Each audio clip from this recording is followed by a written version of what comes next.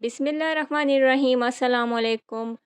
Welcome है आपको एक और नई रेसिपी के साथ मेरे चैनल पर। बना रही हूँ आज आपके लिए मसालेदार बीफ पुलाव रेसिपी, और वो भी दिल्ली स्टाइल में। तो चलिए बिस्मिल्लाह करते हैं और चलते हैं मेकिंग की तरफ। बीफ पुलाव के लिए मैंने लिया है 1 कप कुकिंग ऑयल। ऑयल बहुत अच्छे से गर्म हो जाए तो 3 से 4 अदद प्याज मैंने स्लाइस में कट करके इसमें डाली है, और ये जल्दी फ्राई हो जाएगी क्योंकि ऑयल अच्छा खासा गर्म है।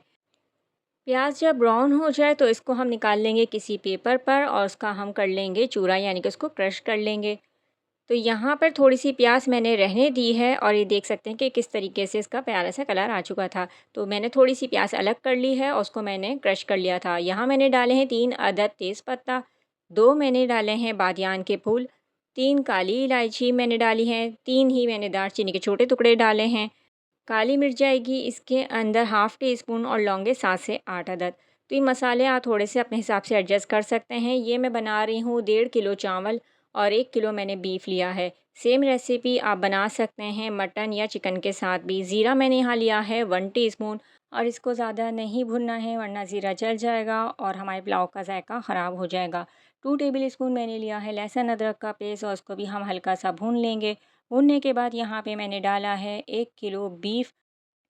मीडियम फ्लेम पर इसको मैंने इतना भुना था कि इसका कलर चेंज हो जाए। बोटियों का साइज़ आप चेक कर सकते हैं, और इसमें मैंने सिर्फ इस्तेमाल की हैं बोटियाँ। आप चाहें तो मिक्स बोटी का इस्तेमाल कर सकते हैं, यानी कि थोड़ी सी हड्डियों का इस्तेमाल भी कर सकते हैं। कलर जब अच्छी तरह से चेंज हो गया था तो इसमें मैंने डाला है होममेड पुलाव मसाला। अगर आपको इसकी रेसिपी चाहिए तो आप कमेंट सेक्शन में ज़रूर बताइएगा, तो मैं इसकी रेसिपी आपसे शेयर कर दूँगी।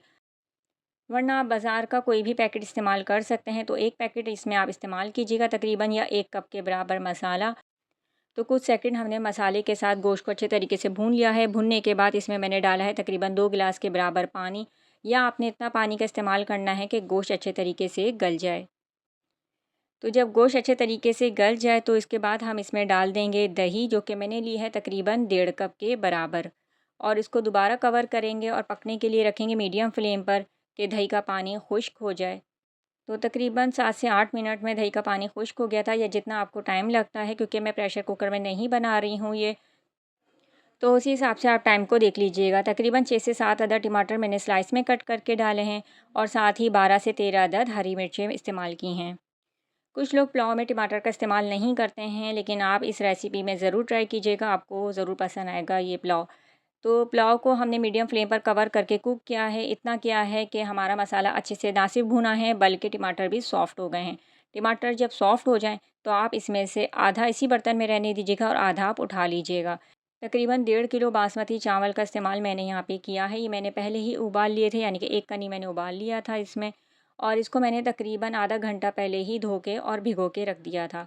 तो यहाँ पे मैं लेयर करके लगा रही हूँ। पहले मैंने एक लेयर चावलों की लगाई है, उसके बाद मैं ऊपर से जो मैंने मसाला उठाया था उसकी लेयर लगा रही हूँ। उसके बाद फिर हम दोबारा चावलों की एक लेयर लगाएंगे। तो देखिए कितने कम वक्त में हमारी ज़बरदस्त सा ये मसालेदार बीफ पुलाव तैयार हो चुका है।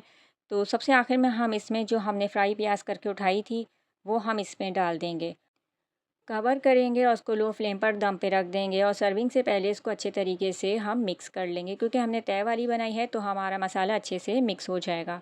तो ये थी मेरी आज की मसालेदार बीफ पुलाव रेसिपी। उम्मीद करती हूँ ज़रूर पसंद आएगी। नेक्स्ट वीडियो तक के लिए अल्लाह हाफ़िज़।